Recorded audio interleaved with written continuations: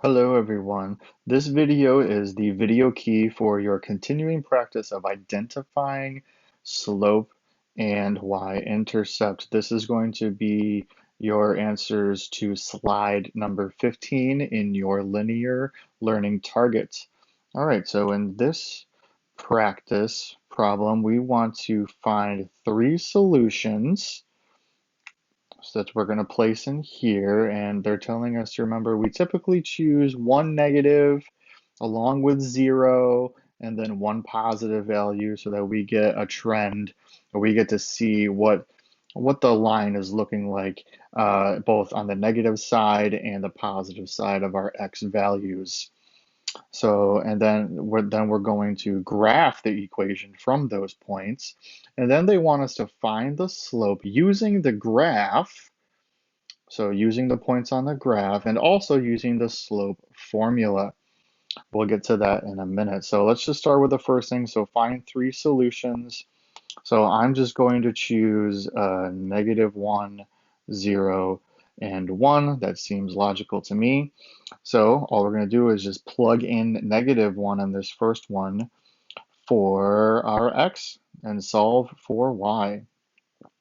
So I'm just going to zoom it in, and we get 3 times -1 plus y is equal to 6.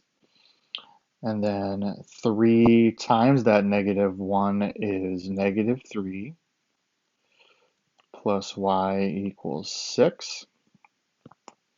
And then we add 3 on both sides. Add 3, add 3. Oh, that's a 3. There we go. And we get our final equation of y is going to equal, the 3's cancel each other out, 6 plus 3 is 9. So we get a y value of 9. There we go. And now we're just going to do the same thing just with the other two. So if you want to pause the video and just fill it in, totally fine. I'm going to do the same. All right, so you should have gotten a y value of 6 when x is 0 and a y value of 3 when y is 1. So now the next thing they want us to do is graph the equation. So we're just going to graph these lines. So we got -1, 9. So I'm going left 1 and up 1, 2, 3, 4, 5, 6, 7, 8, 9. Puts me up there. I'm going 0, 6, which I'm on the y-axis. 1, 2, 3, 4, 5, 6. Puts me there. And then 1, 3. So I go to the right one, up 3. 1, 2, 3. All right, graph the equation. So now I'm just going to make straight as line as possible. And as always, I'm going to go off the graph, add my arrows. And if you're on a regular sheet of paper, you must use a straight edge so that we can get a good solid line and it goes through all of the appropriate points, even though we only graphed 3 of them. So then the last thing that they want us to do is they want us to find the slope using both formats, using the line on the graph that we just did, and also using the slope formula. So let's try it from the graph first. So we have down here, it says slope is equal to rise over run. So our rise is going to be, I'm going to go from this point right here to this point right here. So I'm going down 1, 2, 3, which means my rise is going to be negative. So that's -3 over, and then how far did I run? I went down 1, 2, 3, and I ran 1. So I ran 1, so therefore my slope is -3. Well, let's see if our slope formula agrees with that, and it should if we did everything correctly. So let me just move everything down a little bit.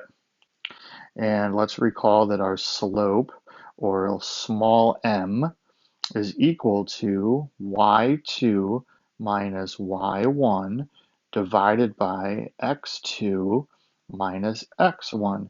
You may have also seen it as this, the change in the y divided by the change in x. These two are the exact same thing. This is more user friendly so that when we plug in our actual values in here, we can get the slope. So I'm going to go from this first point up here, negative 1, 9. So I'm going to just write down my points for myself. I'm going to go from negative 1, comma 9 to 0, 6. To 0, comma 6. Now what I like to do is I like to label my points with x1, y1, x2, y2. So I'm going to go ahead and do that. This is going to be my x1, this is my y1, this is my x2, this is my y2. That's just so that I don't get confused, because with all the subscripts and 2's and the 1's and the x's and the y's, sometimes it gets confusing for kids. For me as well, not just kids, for me too. So now all I'm going to do is just plug in. So I got my y2 is 6, and I'm subtracting my y1, which is 9. Divide that by x2 is 0, and I'm subtracting my x1, which in this case is negative 1. So I'm going to put that in parentheses, just so that I see that I have this situation where it's subtracting a negative, and I know that that turns into a positive. So on the top, we have 6 minus 9, which is negative 3. And then divided by 0 minus a negative 1 turns into 0 plus 1, which is obviously 1. So therefore, negative 3 divided by 1, that's just negative 3. And we see that these two slopes match each other, which they did. So we did everything right. So there you go. That's it for this one. Again, this is slide number 15. I hope this helped. As always, be safe and healthy, and I will see you next time, guys. Bye.